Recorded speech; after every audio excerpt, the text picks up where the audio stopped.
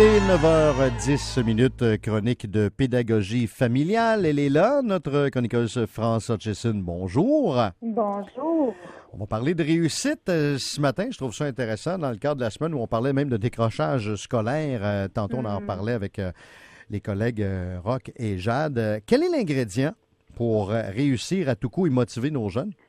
Écoute, je pense que, en tout cas, toutes mes chroniques sont beaucoup inspirées de ce que je vis avec mes enfants et personnellement aussi dans ma vie. Ce que je remarque de plus en plus, Mario, c'est que avec toute la technologie qui nous entoure, je ne sais pas si vous êtes comme moi, Jade et Mario, mais on a toujours l'impression d'être hyper stimulé, d'en faire jamais assez, d'avoir souvent l'impression aussi que tout va vite, vite, vite, vite, vite, il faut faire les choses vite, vite, vite, vite, vite. Et à un moment donné, on manque une chose, on manque de focus. Et il y a un auteur extraordinaire qui a écrit des livres, justement, si vous êtes même au travail, vous sentez, vous manquez de focus, vous manquez de concentration, vous avez souvent l'impression de pas avoir un devoir accompli ou vous sentez que vous êtes tellement éparpillé, que vous avez l'impression, en fin de la journée, vous avez tout fait, mais rien fait en même temps ou rien fini. Alors, cet auteur-là, c'est pour vous, c'est vraiment, son nom, c'est Daniel Goleman. C'est le spécialiste en intelligence émotionnelle et il a sorti un livre très, très, très important que je vais vous recommander fortement, tant pour vous, les adultes, que pour vos enfants. Et ce livre-là se nomme Focus for Kids, Enhancing Concentration, Caring and Calm. Et ces trois ingrédients-là dans ce titre de livre-là sont hyper importants. Donc, c'est le focus, le caring, donc l'empathie, prendre soin des gens, et être plus calme. Donc, ça veut dire que si vous avez ces trois ingrédients-là en partant par le focus, vous devriez avoir un sentiment d'être plus accompli, d'être plus présent dans ce que vous faites, puis vraiment sentir une meilleure sensation de réussite ou l'impression que vous réussissez mieux à accomplir vos tâches, mais aussi à éduquer vos enfants. Juste prendre le calme, je pense, le troisième point dont tu nous parles, France.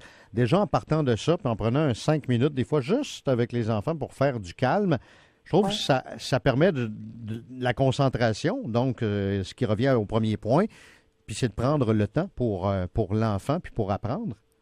Oui, puis souvent, les enfants sont le reflet de nous-mêmes. Je me prends par exemple en fin de semaine, ma fille a besoin de faire plein d'achats pour ses nouveaux cours de volleyball, pour son école, il manque encore des livres, ses amis veulent l'avoir. Fait qu'à un moment donné, on a l'ensemble de toutes les activités qu'on doit faire dans une journée. On a l'impression qu'il faut faire ça tout rapidement, il faut le faire aussi en fonction des besoins de nos enfants, mais on s'oublie nous-mêmes comme parents. Donc, c'est important de remettre en perspective aussi ce qu'on peut accomplir dans une journée. Donc, je reviens souvent à la fameuse petite liste de qu'est-ce qu'on peut accomplir. Mais il y a une chose importante qu'il ne faut pas oublier, c'est comment est-ce que je veux accomplir ces tâches-là dans ma journée. Est-ce que je veux le faire vite en me chicanant avec mon enfant, puis en lui rappelant que ça me coûte cher, puis que on peut pas tout faire pour elle. Puis donc, il y a cette notion-là de l'intention. Et quand je me ramène à la notion de focus et de calme, c'est ça que ça nous permet de faire. Ça me permet de dire, je veux vivre ma journée comment? Je veux accomplir mes tâches comment aujourd'hui? Puis je veux interagir avec les autres de quelle façon? On peut pas tout faire et tout faire en même temps, surtout.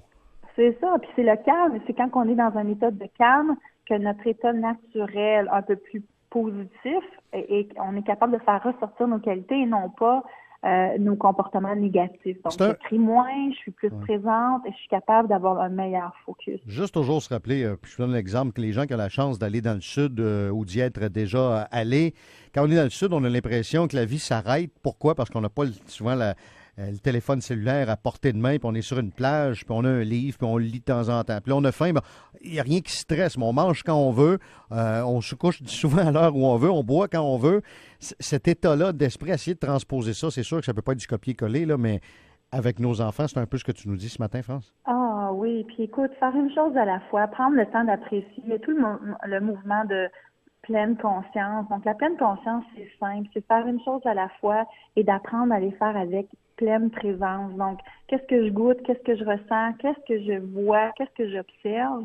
Puis quand vos enfants sont turbulents autour de vous, c'est le signe que probablement vous n'êtes pas présent ou vous essayez d'en faire trop en même temps. Puis moi, j'ai un enfant handicapé qui a un handicap intellectuel. Elle, quand je suis pas présente, puis je la regarde pas, puis qu'elle me répète 25 fois la même question, c'est parce que je sais que je lui démontre pas une qualité de présence. Distraite? Donc, Pardon? peut-être distraite. Des fois, on répond à nos enfants en regardant le téléphone intelligent pour il y a un texto qui rentre en même temps. On l'écoute, on t'entend, puis j'ai entendu ça souvent, c'est comme je t'écoute, mais en regardant ailleurs. Je t'écoute, puis je te regarde pas, puis en fin de compte, je veux penser à mon souper, puis je pense à la chicane qui est arrivée au bureau ou l'argument qui est arrivé au bureau. Donc, on n'est pas vraiment là dans nos têtes non plus.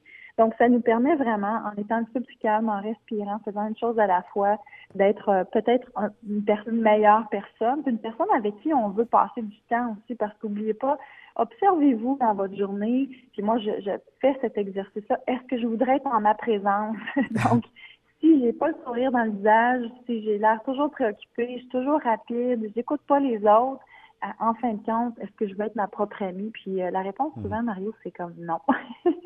Exactement. Donc, c'est ça, essayer de focusser, de changer ça là-dessus, une chose à la fois. Éliminer les distractions, Oui. essentiellement. Et c'est la pratique, en fait. C'est vraiment la pratique au quotidien. Donc, le focus, c'est l'ingrédient où il faut pratiquer et il faut montrer ça à nos enfants. Donc, ça part de nous.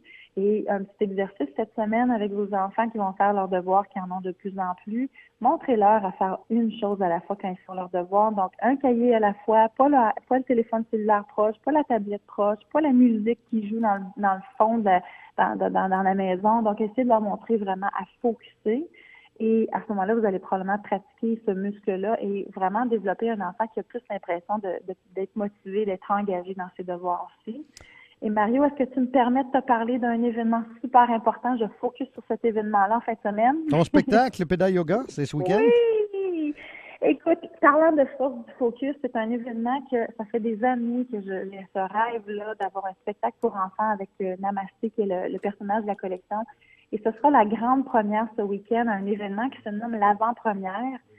Cet événement-là, en fait, ça permet à des artistes de présenter leur spectacle ou leur talent et d'avoir une rétroaction de la clientèle, donc des spectateurs.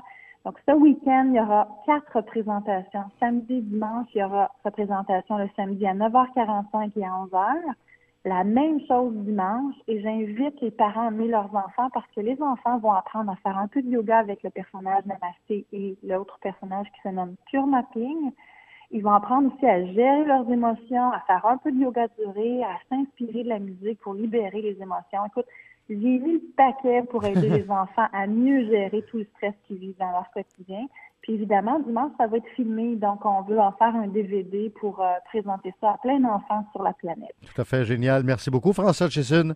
Merci, bonne semaine. À mardi prochain, absolument. François Hutchison, coach, conférencière, auteur. C'est la fondatrice de Pédale Yoga. Vous pouvez voir tous les détails d'ailleurs, pédaleyoga.ca si vous vous branchez au réseau Internet.